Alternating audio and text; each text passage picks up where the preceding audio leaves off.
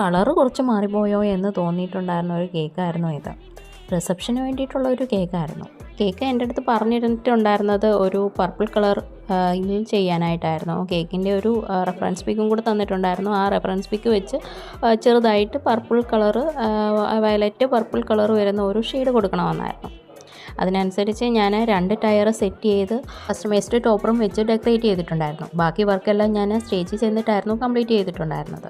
ഇവിടെ ചെന്നപ്പോൾ ആകെ ഒരു കൺഫ്യൂഷനായി. സ്റ്റേജ് ഡെക്കറേഷൻ പർപ്പിൾ കളറിലായിരിക്കും എന്ന് അവർ പറഞ്ഞിട്ടുണ്ടായിരുന്നു. അതിനനുസരിച്ചായിരുന്നു കേക്ക് ചെയ്തിട്ടുണ്ടായിരുന്നത്.